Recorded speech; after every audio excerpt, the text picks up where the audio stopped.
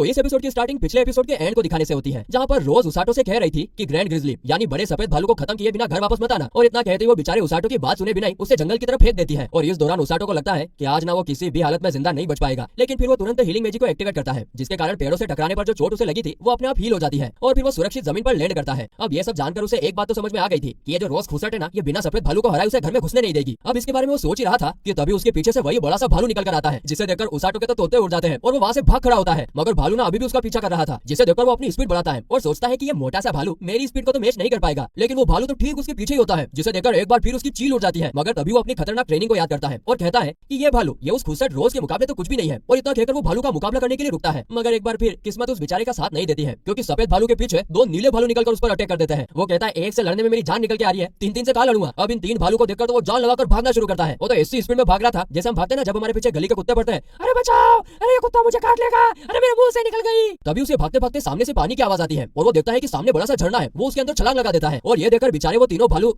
बेचारे और ये देखकर वो तीनों भालू निराश होकर वहाँ से चले जाते हैं। उनके जाने के बाद उसाटो पानी से बाहर निकलकर पेड़ पर अपने कपड़े सुखाता है और इसी दौरान रोज के दिए हुए सामान के अंदर उसे एक चाकू भी मिलता है। अब क्योंकि जंगल के अंदर से काफी डरावनी आवाज आ रही थी, इसलिए वो अगले दिन सफेद भालू को खत्म करने का तय करता है। इसके बाद अगले दिन वो सफेद भालू के ठिकाने को ढूंढने के लिए निकल जाता है। इस दौरान उसे एक पेड़ पर पंजों के निशान भी दिखते हैं, तो वो समझ जाता है कि भालू ना आसपास ही कहीं पर होगा। तभी उसके पीछे की झाड़ियों में से आवाज आती है, जिसे सुनकर तुरंत वो अपना चाकू बाहर निकाल लेता है, लेकिन झाड़ियों में से तो मॉन्स्टर जो कि खरगोश के जैसा दिख रहा था वो निकलता है। तभी उसाटो देखता है कि उस खरगोश के पैर पर तो चोट आई हुई है और इसलिए वो तुरंत उसे अपने हीलिंग मैजिक से ठीक कर देता है। और इसके बाद वो फिर से अपने मिशन यानी कि सफेद भालू के ठिकाने को ढूंढने के लिए निकल जाता है, लेकिन वो छोटा सा खरगोश भी उसका पीछा करने लगता है। हालांकि उसाटो उसे बताता है कि अगर वो उसके साथ आया तो वो मुसीबत में पड़ सकता है, लेकिन खरगोश फिर भी उसका पीछा करना जारी रखता है। और फिर तंग आकर उसाटो उससे पूछता है कि वैसे बाय एनी चांस क्या तुम्हें सफेद भालू का ठिकाना पता है, जिसे सुनकर खरगोश दूसरी दिशा की तरफ जाने लगता है। और ऐसी थोड़ी देर उस खरगोश का पीछा करने पर फाइनली उसाटो को सफेद भालू का ठिकाना मिल जाता है। उन्हें देखने पर तो ऐसा लग रहा था कि मानो वो सफेद भालू और वो दो नीले भालू एक ही फैमिली हो, और ये सच भी होता है। अब इसे जानने के बाद उसाटो उनके ऊपर नजर रखने का डिसाइड करता है और इसी दौरान उसकी और छोटे खरगोश की काफी अच्छी दोस्ती भी हो जाती है। इसके बाद ऐसे ही एक दिन जंगल की नदी का पानी पीने की वजह से उसाटो के पेट में जोरदार दर्द उठने लगता है और इस खतरनाक दर्द को तो उसे अपने हीलिंग मैजिक से भी ठीक करने में काफी दिक्कत हो रही थी। मगर तभी खरगोश उसके पास आकर खड़ा हो जाता है, मानो कि वो उसे कह रहा हो कि आप जल्दी ही ठीक हो जाओगे। इसके बाद अगले दिन खरगोश उसे जंगल में बनी एक छोटी सी लेक के पास लेकर आता है, जिसका पानी पीने में उस नदी के मुकाबले काफी ज्यादा सेफ था। तभी एकदम से खरगोश कपकपाने लगता है, मानो उसे पास ही में से किसी खतरनाक मॉन्स्टर की प्रेजेंस फील हो रही हो, जिसके तुरंत बाद वो एक पेड़ के ऊपर चढ़ जाता है और उसाटो की तरफ देखता है और इसीलिए उसाटो भी तुरंत उस पेड़ के ऊपर चढ़ जाता है। और इसके थोड़ी देर बाद उनके सामने से एक काफी बड़ा सफेद सांप गुजरता है, जो कि देखने में किसी बड़े से एनाकोंडा जैसा लग रहा था। उस एनाकोंडा को देखकर तो उसाटो की आंखें बड़ी सी हो जाती है, उसके मुंह से चीख भी निकलने वाली थी, पर वो शांत रहता है ताकि वो एनाकोंडा उन्हें देख ना ले। और ऐसा ही होता भी है, वो एनाकोंडा वहाँ से चला जाता है और फिर उसाटो चैन की सांस लेता है। अब ऐसे कुछ दिन उस भालू की फैमिली को सोते हुए देखने के बाद एक दिन उसाटो पूरे जोश से उस सफेद भालू को हराने के लिए निकलता है और इसी दौरान वो खरगोश से कहता है कि मुझे रोकने की कोशिश मत करना, मैं जल्दी उस भालू को हराने के बाद यहाँ से निकल जाना चाहता हूँ। और ये सुनकर खरगोश निराश हो जाता है, मानो वो कह रहा हो तुसी ना जाओ जी, तुसी ना जाओ। इसके बाद जब वो अपना चाकू निकालकर आगे बढ़ता है तो देखता है कि पहले किसी ने सफेद भालू और एक नीले भालू को खत्म कर दिया है और उनके बाइट मार्क्स को देखकर उसाटो समझ जाता है कि ये काम किसी और का नहीं बल्कि उस एनाकोंडा का ही है, जिसने इन्हें सिर्फ और सिर्फ मजे के लिए मारा है। और तभी सामने वाली चट्टान से इन दोनों का बेटा बेबी नीला भालू बाहर निकल कर आता है और इसे ना हम बेबी भालू कहकर ही पुकारेंगे। आगे बेबी भालू अपने पेरेंट्स को उठाने की कोशिश करता है और ये सीन देखने में तो बहुत ही ज्यादा इमोशनल लग रहा था, कोई भी उसे देख रहा हो एक पॉइंट पर तो उसे रोना आ जाए। अब ये सब देखकर तो उसाटो को काफी ज्यादा गुस्सा आ जाता है और फिर वो उस एनाकोंडा को खत्म करने का तय कर उसकी दिशा की ओर निकल जाता है। तो वहीं पर बेबी भालू जमीन को सूंघकर दूसरी दिशा की तरफ जाता है। अभी सीन काजुटो और सेनपाई की तरफ शिफ्ट होता है। उन्हें टकलू से पता चलता है कि उसाटो पिछले 10 दिनों से रोज के साथ डीमन टेरिटरी में बने जंगल के अंदर है, जिसे सुनकर काजुटो को उसकी काफी ज्यादा फिक्र होने लगती है। लेकिन सेनपाई कहती है कि इसमें फिक्र करने की कोई बात नहीं है, अगर रोज उसके साथ में है तो वो सही सलामत होगा। और इस बात पर काजुटो भी एग्री करता है कि हाँ बात तो सही है। तो इस तरफ हम देखते हैं कि उसाटो लकड़ी को छिलकर उसका भाला बनाता है उस एनाकोंडा से लड़ने के लिए। आगे फिर वो खरगोश से कहता है कि तुम बस मुझे उस तक लेकर जाओ और उसके बाद तुम वहाँ से भाग जाना, जिस पर खरगोश एग्री करता है और उसे रास्ता दिखाने लगता है। जिसके थोड़ी देर बाद जब वे लोग वहाँ पर पहुंचते हैं तो देखते हैं कि उनसे पहले बेबी भालू अपने पेरेंट्स का बदला लेने के लिए वहाँ पर पहुंच गया था और वो एनाकोंडा उसके ऊपर अटैक करने वाला था कि इससे पहले उसाटो अपना भाला लेकर उसकी तरफ भागता है, लेकिन वो एनाकोंडा तो उसे खाने की फिराक में था, जिससे बचकर उसाटो तुरंत अपना भाला उसकी आंख में घुसा देता है और फिर इसके रिप्लाई में एनाकोंडा उसाटो के ऊपर अपनी पूंछ दे मारता है, जिससे उसाटो काफी दूर जाकर गिरता है, लेकिन वो अपने हीलिंग मैजिक का यूज करके सही सलामत था। अब एक आंख होने के बावजूद भी एनाकोंडा उसके ऊपर फिर से अटैक कर देता है, जिससे बचकर उसाटो उसकी तरफ अपना चाकू लेकर भागता है, लेकिन एनाकोंडा लगातार उसके ऊपर अपनी पूंछ से अटैक करते जा रहा था और एक पॉइंट पर आकर तो एनाकोंडा उसाटो के हाथ को ही काट लेता है, जिससे उसाटो को काफी ज्यादा दर्द हो रहा था। लेकिन इसके तुरंत बाद वो अपनी हीलिंग मैजिक को एक्टिवेट करता है, क्योंकि उसके जिस हाथ को एनाकोंडा ने खाया था उस हाथ में चाकू होता है, जिसे वो एनाकोंडा के मुंह में घुसा देता है और तब जाकर वो उसे छोड़ता है। लेकिन इसके तुरंत बाद उसाटो को सब धुंधला धुंधला दिखाई देने लगता है और ये सब हो रहा था उस एनाकोंडा के जहर की वजह से। मगर तुरंत बाद वो हीलिंग मैजिक का यूज करके अपने आप को अंदर से ठीक कर लेता है और एक बार फिर एनाकोंडा की तरफ भागने लगता है, जिसे देखकर एनाकोंडा एक बार फिर उसके ऊपर अपनी पूंछ से अटैक करता है, जिसे बेबी भालू बीच में आकर रोक लेता है और इसी मौके का फायदा उठाकर उसाटो तुरंत उस एनाकोंडा के सर के ऊपर चढ़ जाता है और उसे एक जोरदार मुक्का दे मारता है, जिसके कारण उस एनाकोंडा की खोपड़ी हिल जाती है। अब इतना ही काफी नहीं होता है, उसाटो अगले ही पल एनाकोंडा की बची हुई आंख में भी अपना भाला घुसाकर उसे पूरा ही अंधा कर देता है, जिसके दर्द के कारण वो एनाकोंडा काफी जोर जोर से हिल रहा था। लेकिन थोड़ी देर बाद उसका ये हिलना भी बंद हो जाता है और इससे उसाटो को और सबको लगता है कि उन्होंने फाइनली एनाकोंडा को खत्म कर दिया है। और तभी बेबी भालू उसके पास आकर उसे प्यार करने लगता है। अब ये दोनों आगे बात कर ही रहे थे कि तभी जो एनाकोंडा थोड़ी देर पहले नीचे गिरा हुआ था वो फिर से खड़ा हो जाता है, जिसे देखकर उसाटो फिर से खड़ा होने की कोशिश करता है, लेकिन उसका पूरा माना खत्म हो चुका था और इसके कारण वो खड़ा नहीं हो पाता है। अब इसी मौके का फायदा उठाकर वो एनाकोंडा उसके ऊपर अटैक कर देता है, जिसे देखकर उसाटो कहता है कि ये सब कुछ ना उस रोज का किया कराया है, वो एक घमंडी औरत है। लेकिन तभी ऊपर से रोज एनाकोंडा के ऊपर छलांग लगाती है, जिसके कारण एनाकोंडा की ऐसी की तैसी हो जाती है और वो भाई साहब एनाकोंडा हमेशा हमेशा के लिए खत्म हो जाता है। तो रोज को देखकर उसाटो पूछता है कि आप यहाँ पर क्या कर रही हो। तभी रोज के बालों में से वही खरगोश बाहर निकलता है और हमें पता चलता है कि वो दरअसल रोज का पेट है और उसका नाम कुकुरू होता है। रोज ने ही उसे उसाटो पर नजर रखने के लिए कहा था। फिर आगे रोज एनाकोंडा के बारे में बताती है कि उसे डीमन लॉर्ड की आर्मी ने क्रिएट किया है और पिछली बार जनरल उसे खत्म नहीं कर पाए और तभी से वो इस फॉरेस्ट में घूम रहा है। मैंने सोचा नहीं था कि वो सफेद भालू को खत्म कर देगा, क्योंकि सफेद भालू को एक पूरी सोल्जर की यूनिट तक खत्म नहीं कर पाई थी, जिसे सुनकर उसाटो गुस्से से भर जाता है, क्योंकि रोज ने उसे इतने खतरनाक मॉन्स्टर से अकेला लड़ने के लिए भेज दिया। जिस पर रोज कहती है कि मुझे पता था कि तुम उसे हरा नहीं पाओगे, मैं तो सिर्फ तुम्हें बैटलफील्ड का एक्सपीरियंस देना चाहती थी। अब ये सब सुनकर उसाटो गुस्सा हो जाता है, लेकिन उससे ज्यादा गुस्सा तो बेबी भालू था, जिसे देखकर रोज कहती है